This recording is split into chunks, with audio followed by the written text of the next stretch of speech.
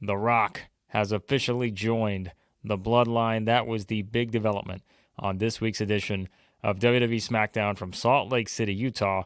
And yeah, that was the big, anticipated moment. We were talking about it in another video. Roman Reigns was hyping up, saying everything would change. What did that mean? What were they going to do? Well, it was, again, made official that The Rock is in the Bloodline.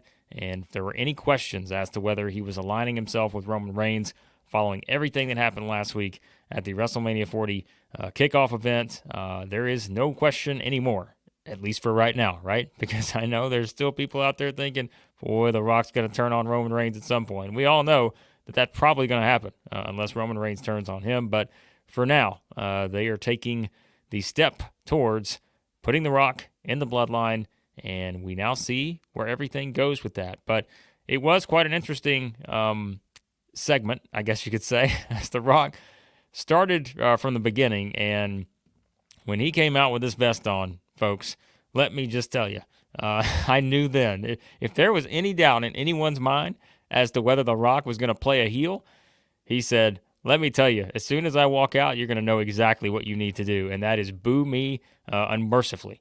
That is what I'm trying to get out of you, is to boo me with this vest right here on. I mean, look at it, right? Like, he goes old school Hollywood Rock here with the vest on and all that. If you remember back in the day, what was it, 2003, whatever, he's wearing the vest. He's out there singing.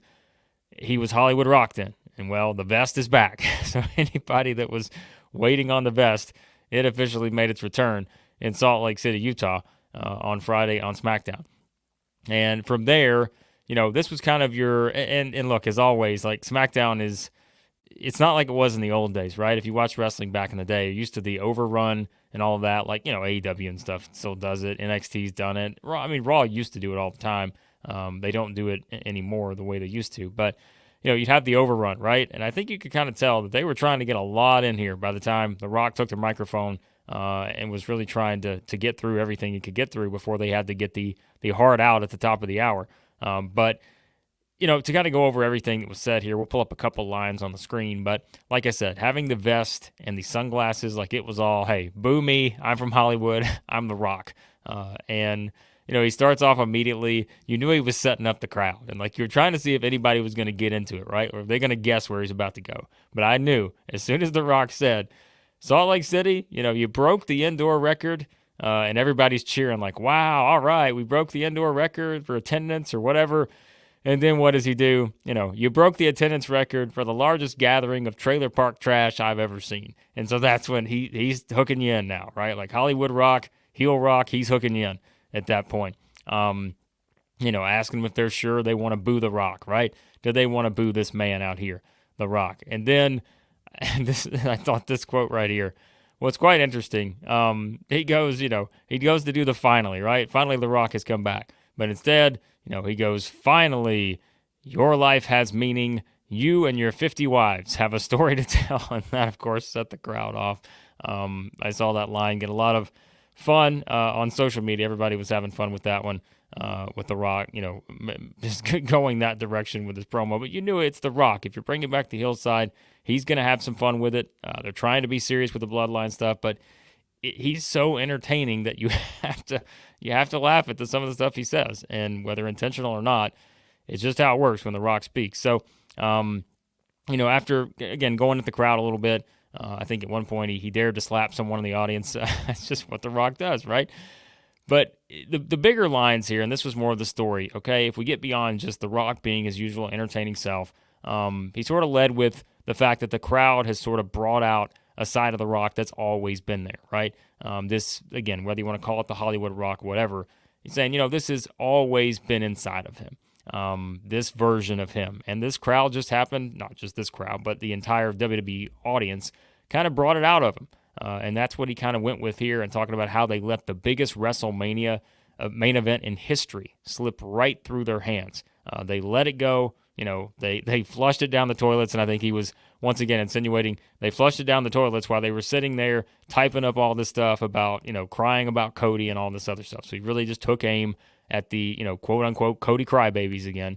He went all in on that yet again there, and mocking the fans just about crying about Cody's story and all this. And then he starts asking, what is Cody's story, right? And he sort of brings up the line, you don't get another shot don't get a shot at another story just because you want it. Now, there we can have some fun with picking at Rock's logic a little bit. And he was trying to say that's logical, what he was saying. You can pick it apart a little bit and talking about, he sort of went into, asking what Cody's story was again and how Reigns beat him last year and all of a sudden Cody wants a rematch and all this other stuff. He's saying, is that his story? Is that Cody's story? Is that he just wants another rematch? And then he brings up all the sports comparisons and everything. The 49ers just lost to the Chiefs in the Super Bowl. They're men, though. They just pick up and they move on to the next thing. He brought up Michael Jordan, back in the late 90s, taking it to the Utah Jazz, in the NBA Finals, hitting the shot and all of that. And, of course, that got the boos from the Utah crowd and everything there. But, again, using that line to say, all right, Cody, you just want another match, you get it. And we know what he's trying to say. But at the same time, WWE fans who have been fully invested in Cody's story are probably saying, well, hang on a second, Rock. Cody just won the Royal Rumble for a second straight year, and winning the Royal Rumble earns you an opportunity to be in the main events of WrestleMania. And so that is how Cody got the rematch. He didn't get there by crying about it. He got there by earning it, by winning the Royal Rumble for a second straight year. So if you want to poke logic in the Rock's, plot here, you can certainly do that, as Cody did earn his rightful main event slot in that. So I'm sure they'll have fun with that. Again, The Rock can play into that so many different ways, and he's a heel, right? It really doesn't matter what he says. He can find logic in whatever he says. He can believe whatever he says. Those are the best antagonists. They always fully believe what they're saying is the absolute truth. And so I think there's something to that as well. And just, again, calling the fans spoiled, entitled, little crybaby bitches. He used all the phrases that you would expect The Rock to use kind of in a heel promo, right, in 2024. These were all the things that I think you expected from The Rock. And then he, really went all in and saying he's going to do everything he can to make sure that Cody Rhodes walks out of WrestleMania 40 a loser. And so he kind of said it at that, as though, hey, I will make sure I stop you from defeating Roman Reigns to finish your story. And he did go on to kind of finish this segment by saying Cody's story is ending. The Bloodline's story is just beginning. And then, of course, he goes to, if you smell what not The Rock, the Bloodline is cooking. So it's one of those segments where, boy, The Rock really laid it on thick here, right? And immediately, as a longtime professional wrestling fan, anyone out there who's watched this stuff for years and years and years, that light bulb's going to go off a little bit, right? It's going to say, hang on a second. Rock really went all in on this here. Roman's just kind of standing to the side. Jimmy Uso standing to the side. Solo, Paul Heyman. None of them are saying anything. They've been the central focus of this Bloodline story for years now. But they're all just standing to the side. The Rock's the one carrying the microphone. He's getting all the words in. And they just kind of sidebars to everything that's going on with The Rock. So this does immediately, send a bunch of questions up to say, Rock is saying, hey, Cody's story is about to end. The Bloodline story is about to begin. Which we've said before, when you look at this whole situation, there is plenty of legs with this to where you can go another full year with the Bloodline part of the story. Now, the Cody part of the story, I think, as I've said, is risky to take that a full year to WrestleMania next year. So if Cody doesn't win this year and you're banking on doing it next year, I just think that is going to be a tough sell, perhaps. But it all depends on how they do it, right? If The Rock gets involved in all that, well, then okay, you've got perhaps money matches with Cody and The Rock and all this other stuff, but you just don't know the logistics of all that just yet. But I do think this is one where, if the Bloodline story is just beginning, if that's the quote we take from The Rock in this segment, and Cody's story is ending, does that mean Cody's story is going to end via winning the championship against Roman Reigns? Does The Rock have something to do with that? Is The Rock the one that takes out Roman Reigns? Does he turn on him, as, again, we've all kind of rumored and talked about for a little while now since they came together last week? Is this what happens? Do they end up turning on one another? What happens? And this Bloodline story, though, I will say, for the longest time, right? I think you look at this, and we've all there have been points in this Bloodline story, even if you've loved this thing, there have been points where there's just been a big lull, right? There's just been times where there's not a whole lot happening because Roman's not on the show every week, and all those other things. So you have to carry it in different ways. But if you got The Rock involved, he's not going to be there every single week. But if there are ways to where you can continue the Bloodline portion of this, and all of a sudden it becomes the power struggle, not just between, The Rock and Triple H, or The Rock going up against Cody Rhodes and all this other stuff.